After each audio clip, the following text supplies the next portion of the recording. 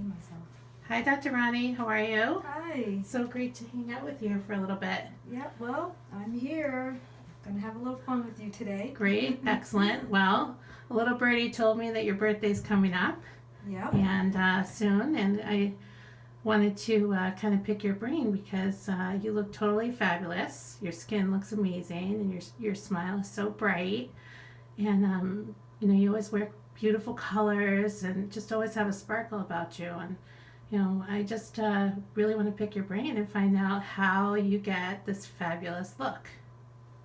Well, it's sort of boring to tell the story because I realize every year I do feel better, and sometimes I think I look better every single year. But it's only because of where I've come from. 25 years ago, I came down with this horrible chronic fatigue, fibromyalgia. They have so many names for it today. And I had a liver toxicity problem due to pesticides. I was so sick. Literally, I was dying. The doctors didn't know what was wrong with me. They put me on methotrexate, and I don't know if you know what methotrexate No, is. I don't know what that is. It's a drug for cancer. Oh, wow. And of course, I didn't have cancer. I wouldn't be talking to you looking like this today Yeah. if I did. But what it taught me was to go back to school and learn about what wellness is all about.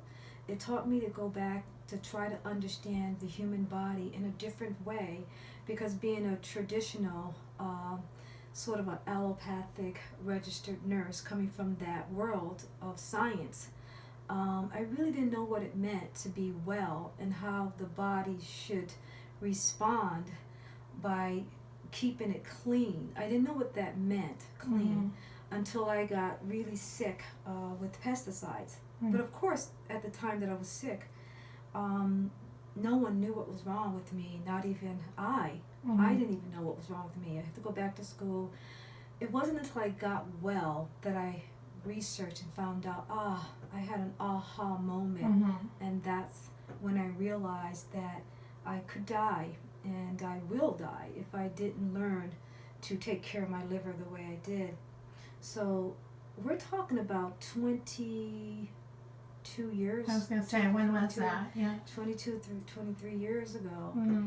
More than, it was about 26 years ago, because my daughter Whitney at that time was 3 years old. So we're really talking about more than that. We're talking probably about, she's 29, so we're talking about, oh my goodness, we're talking about 26 years ago. Wow, long time. And I remember traveling, I told this story before, and I told this story in the books.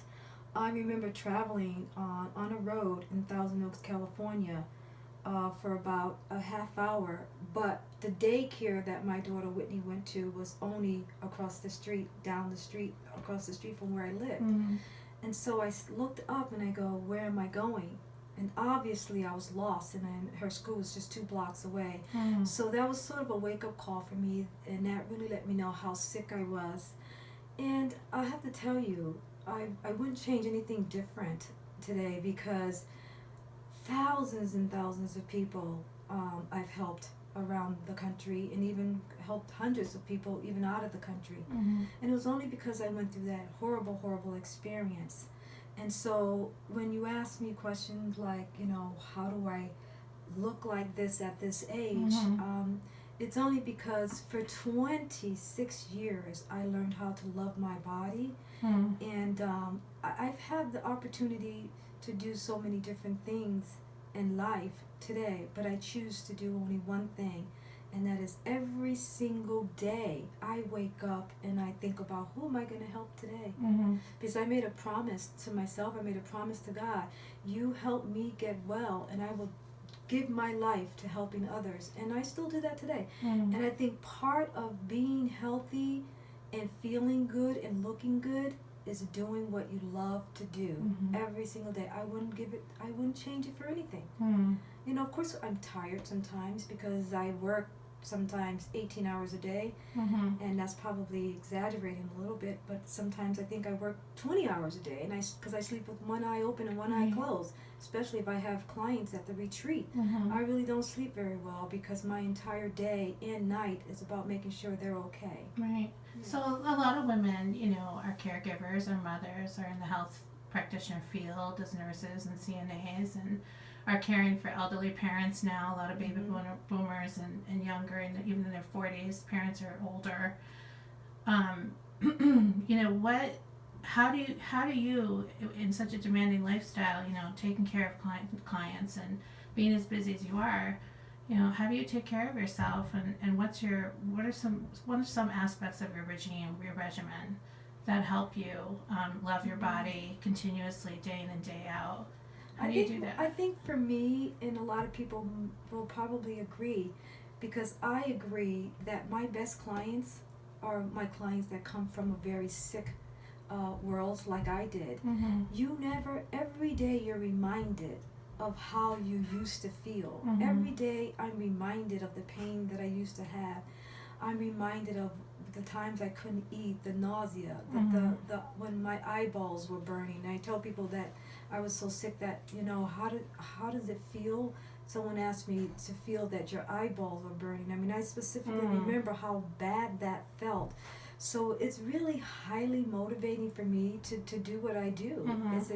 It's my life, because I never ever want to go back to that feeling ever again in life. So I live the lifestyle that if that's the best tip, the best value that I can give anyone is live your life clean at the same time that you're taking care of your loved ones. I remember I remember Whitney was on my hip. I had one of those carriers that when you I walked around working like that with her on my hip. That's how I worked.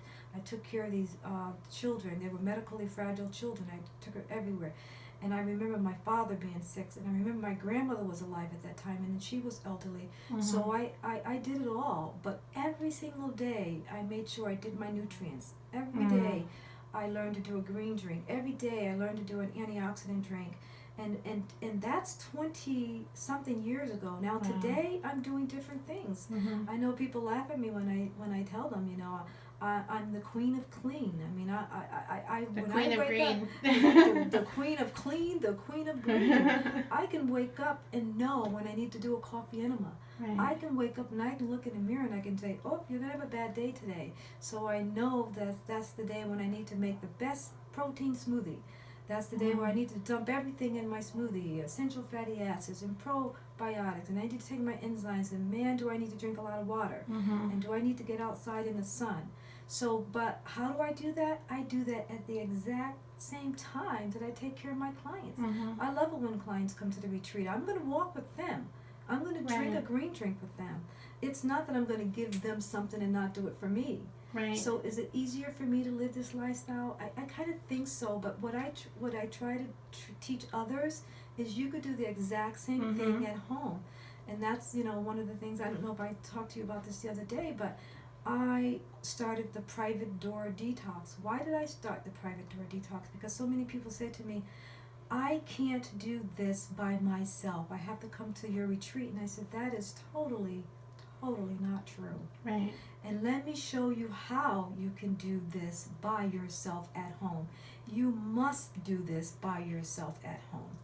And that's, for me, is the most rewarding program that I've ever done in the last 26 years. That is the program for me, to be able to help you, to give you value at home while you're taking care of your loved ones. I can help you take care of yourself. I thought that was fascinating in your book. I mean, when it first came out, I read it, and then I read it again, and just reading about giving yourself the coffee enema was fascinating. I was like, that is totally, you can do that by yourself. And I thought, what a gift to give to yourself, to be able to help yourself. And, you're not saying that it's easy. You're saying you can do it. It's doable. It's doable. And I've witnessed myself, watching you live the lifestyle day in and day out, and with when clients are here and everything. And I'm just blown away at, how you've built in you've developed a lifestyle that you can totally live by, and it can happen for anybody. It's when you learn this lifestyle, it becomes automatic. It's amazing. I can't imagine someone not doing it. I mean, it doesn't really matter where I'm at. I could be in a hotel room, and I will do what I have to do living in a hotel room. I can go visit my mother, I can go visit my sister or a friend, and I am still going to do what I need to do to take care of myself. Right. I implement it in my lifestyle. And when you said earlier you were talking about your liver, do you feel like maybe your liver, you know, those really interconnected organs that are sort of near each other, do they carry, that's where the toxins sort of build up the most, that really affect your exterior? If you don't have a good liver, you don't have what's called good detoxification phases. I mean, we have like detoxification levels. I mean, you know, there's like 5 different organs that are responsible for our detox. Of course, you know, the kidneys, then we have our colon, then we have our liver, and we have our lymphatic system, and we, you know, and our skin. And a lot of people don't realize that, but our skin is a wonderful detox organ. If you lost your kidneys, you are going to need all the rest of your organs, especially your skin. Right. And so when I teach someone how to dry brush their skin when they're at the retreat, it's not for lack of better things to do. It's a very important process that you have to do. Right, I read that. That was really fascinating. Yeah, I thought that was awesome. I was like, wow, anybody could do that at home. You just sit down and watch TV or whatever you do, and you just dry brush your skin going towards your heart. It does an amazing job to help you for your skin to breathe and to release toxins. And I remember my friend said to me one day, she said, you know, when I go to the gym, she says, I don't sweat. And I go, well, that's not good. You're supposed to sweat. That's why we have what's called skin pores. Our pores are supposed to open up. The sweat is supposed to release the toxins. So if you don't sweat, guess what? That's one of your detoxification phases that are clogged. And that has to do with that. So I was wondering, you know, the pharmaceutical companies, for example, or, you know, cosmetic companies, they start from the outside. Yes. And they really never really address the inside, but it's really the inside to the outside that creates beautiful skin. Yeah, it's from the inside out that creates anything. It's from the inside out that creates beautiful skin and beautiful hair and nails, and by far the way you walk, the way you carry yourself, the way you feel, the way you smile, the way everything comes from inside out. And I remember for years, and if you go back in my genetics, you'll see that my grandmother, she was a beautiful woman at 100. Now I remember when my grandmother died at 100, almost 101 when she died, the nurses called my mother and said that we need your permission to remove her teeth.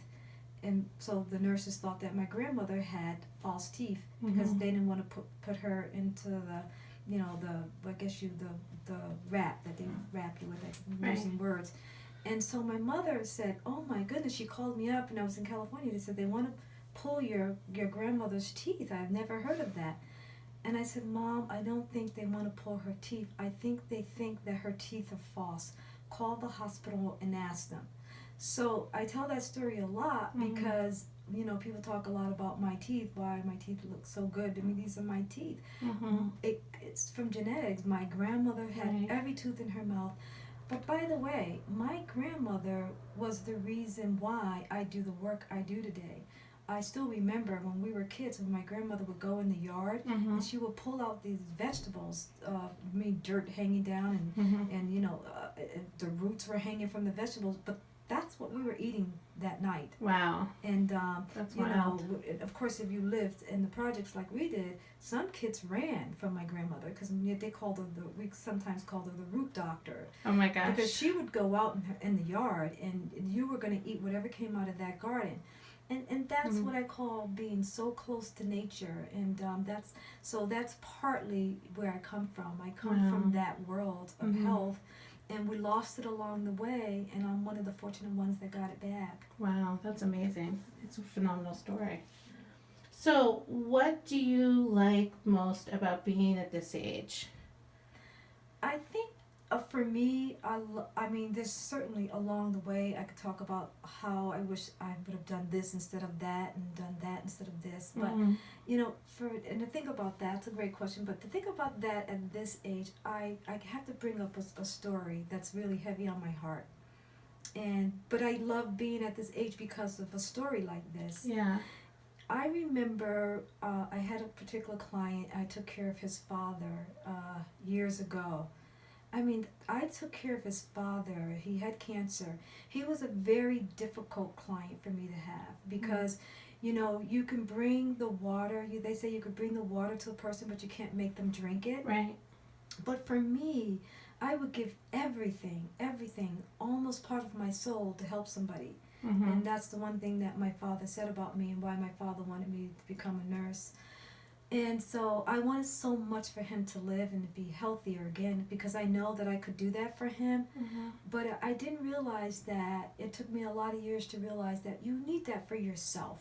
Mm-hmm. And if you cross over before a person is ready to help you, then there's nothing in the world that another person can do for you. Right. You have to feel that and want to live. So, of course, this particular client, he died 6 months later, many years ago. And so, what I like about this age, at the time that I was taking care of him, I fell in love with his kids. He had one little boy named Tyler and a little girl named Nikki. And I hadn't heard from them in years, and I just recently heard from them. And unfortunately, the unfortunate part about that was now my Tyler, I call him my Tyler, you used to always call him my Tyler, is very sick.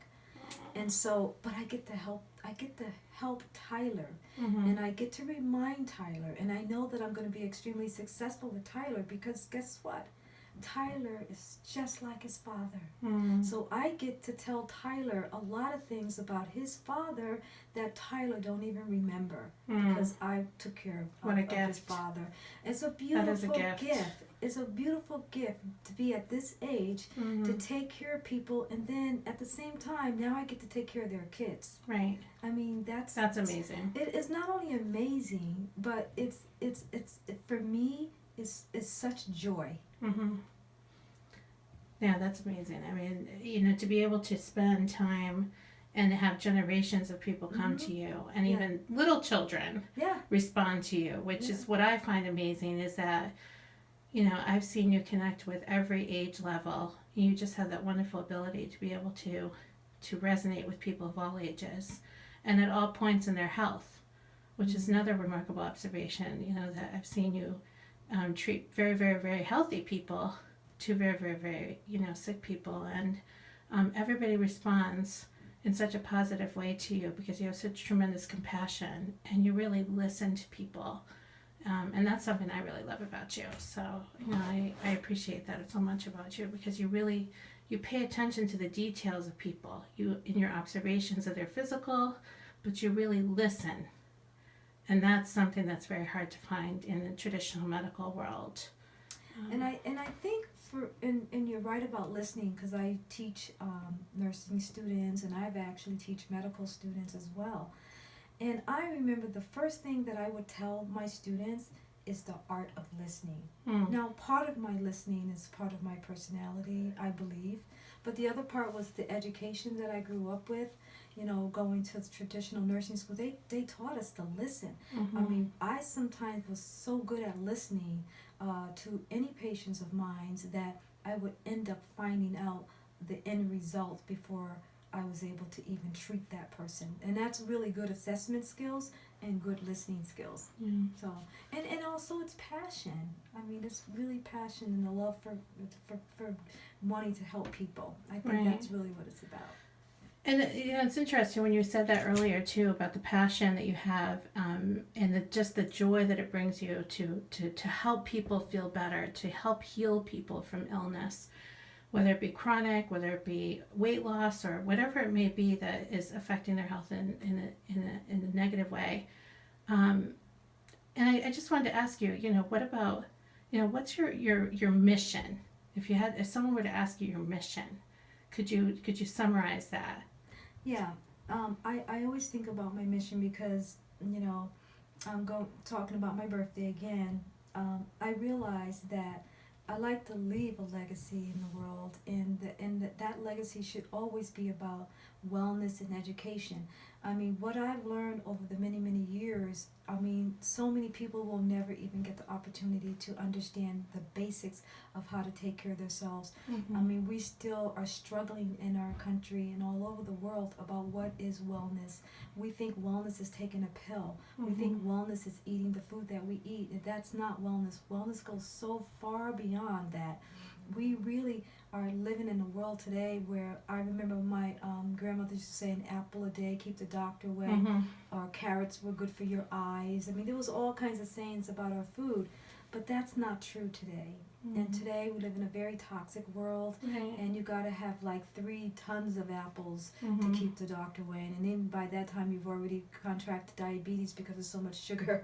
I mean, Mm-hmm. that's literally a joke, but I'm telling you the truth that we are so far from wellness. So my legacy and my goals and my mission is about workshops and educating people around the country. I mean, Right. that's what I'm working on right now. And if I have to do that by continuously writing books, I will. But we are getting so close to that because of the internet. But then Mm-hmm. the internet also poses another problem, and that is that too much information can be bad for you. Too Right. much of the wrong information can be bad for you. So there needs to be a lot of holistic and natural practitioners to be out there educating. Not only our allopathic doctors need to be educated, but we have to educate our teachers, and Mm-hmm. then it goes to, then it goes into the homes of teaching our children today how to eat well, not for pleasure but for life. Mm-hmm. So now that your birthday is approaching and you're sort of on, you have your mindset wrapped around, another year and your goals for the year and your goals for your life and for your mission, what kinds of plans do you have for your birthday? What kinds of fun things do you have planned? Well, if you know me, and if you know me long enough, you're going to know that I lead, and I live a very simple life. My life has always been about my family. I'm a family girl. I've always been a family girl. We have such a close knit family, and we have all types of people in our families. Like we have people that love and live God, and then we have people that don't, and Mm-hmm. we have people that love the party, and then we have people that love to live their life in church. Yeah. So, and I'm a people pleaser. So what I love to do is be around them and Mm-hmm. to try to meet all of their goals. Like I'll give you an example. My mother wants me to come and go to church with her, so I will. Mm-hmm. My kids want me to come and have dinner with them, so I will. Now, my mother's in Connecticut and my kids are in the Boston area, and Mm-hmm. I will do both of those things. And then Nice. I have some clients that will say, "Come spend your birthday with me." Now that might be a little bit hard, but I am going to spend after my birthday with one of my clients. And so what I love to do is exactly what I do. I lead a very simple life, and Mm-hmm. I love to be around people that love to be around me, and I love to give value. I love to talk health, and I love to educate people like what I'm doing right now. This is Mm-hmm. fun for me to be talking to you, and I'm hoping you're getting value out of it because that's what makes me feel good. Right, I get know. up every day and feel good by helping people. Every time I talk to you, I learn something new. Every single time. It's amazing. Like, I don't even expect it. And then it just, every time I walk away from you, I have a new piece of information to add to my toolkit of knowledge and understanding of how the body works, or, what can I do to be a healthier mom or healthier employee or whatever it is that I'm doing at that time. And I really appreciate that because you are a giver. Yeah. You are a giver, and it's But that's and a only because connector. I love to give. It's because you love it. It's Yes, I love it. amazing. Yeah. And you give through your spirit, you give through your knowledge, you give through talking and connecting. You give by example. You live by example, and I love that. You really walk the walk in every area of your life, which is just, you're a rare commodity, that's for sure. You don't meet too many people like that anymore. So I really and I think that's why people love you so much. I know that's why I love you because you're so special and unique, and I think that God has designed a wonderful mission for you in the world to bring healing to people who need it now. No more research. Let's focus on the healing Yeah, and the doing. I agree. I agree, and I come from the research world. And so I understand how important that is. But at the same time that we give millions and millions and probably billions of dollars to cancer research and all of these different chronic illnesses, why don't we just share a little bit of that for healing? Mm-hmm. Because at the time that we're spending all this time with research, too many people are dying. And we're living in an epidemic of just cancer, just, now we've got kids with cancer. That was sort of unheard of when I was a kid.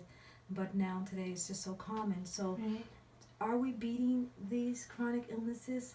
I think now that the world has to change a little bit and we have to go into the healing. Right, and I think the naturopathic professionals, like you said, really need to come together to create an alliance to go out into the world as unified as possible, to be able to educate and raise awareness and show people the answer. Mm-hmm. Why would anyone withhold the answer to a problem? Is beyond me. Well, it's that's a complicated question. Yeah. We could say we can blame it on many things. Right. And I won't go there, but let's let's just focus on, there's so many ways that we can do this. Right. And one mission that I have, I think is a great mission, and that is that we put out lots of videos and we do a lot of workshops. I'm willing to travel around the country and do some of these workshops. But the most important mission is to educate other holistic doctors and practitioners and even medical doctors now. Mm-hmm. They're leaving their practice to learn holistic remedies, and integral wellness medicine is increasing, and all of it is going in the right direction, but just not fast enough. Right. Well, that's pretty exciting, because I know that you're really committed to that, and you're making plans to go forward with education and reaching the world in bigger and better ways. So. And guess what? 20 years ago, 30 years ago, I would not be able to reach thousands and possibly millions of people, but because of the internet and doing our remote work, and remote care is becoming really big now. Right. I get to touch people. I get to touch hundreds of people without being there with them. Right. And for me, that's just right. Well, and that's the exciting thing about Private Door. I mean, that's just amazing. Yes, I love that. Exactly. And did you want to talk about some of the up and coming new treatment plans that might be coming up, or maybe save that for that time? The excitement about the Private Door is great, but I want to tell you what my recent passion has been. Mm-hmm. And my passion usually is always because people approach me, because like I said, I love to do what people want me to do. Right. It's just not this. I can't help that. That's just who I am. Right. And recently, I've been getting so many Lyme clients, and especially in the last year. So that really prompted me to do a lot of Lyme work, a lot of, that word again, research. Right. So I did my due diligence, and I researched on Lyme, and I learned a lot, and I started treating Lyme. So now. And I live on Martha's Vineyard. Let's face it, Martha's Vineyard is a hotbed for Lyme. Nobody wants to talk about that, but it's true. And I know Lyme is all over the country now, but Lyme has been on Martha's Vineyard for so many years, even before we started talking about it. Right. I was treating Lyme and didn't even know I was treating Lyme. Mm-hmm. But I knew I was treating a chronic illness, but now it has a name. Mm-hmm. And so that's my, the newest thing is to really help people, like, here's that word, healing. Right. I want to provide healing place, and I want to provide healing opportunities for those who have Lyme. So we're looking at some funding, and we're looking at partnerships with other practitioners to do that very job. That's great. That's amazing. I can't wait to see what comes out of that. Well, I think we're out of time now, but I really want to ask you, do you have a, people usually get a birthday blessing, but I wonder what kind of blessing or message would you like to leave everybody with that just loves you and is listening, and what kind of gift would you like to give back in that way? The gift that I like to give is I want people to know that it's never too late. It's really never too late. I have seen people from the brink of death. People really, really, really turn their health around. But the highest motivation should be, keeping your body healthy and clean, because it will never fail you. Your body wants to be healthy and it strives to be healthy. So never ever give up. Great. Thank you so much, Roni. Appreciate it. It was Appreciate my your time. pleasure. Happy birthday. Thank you. Thank you so much.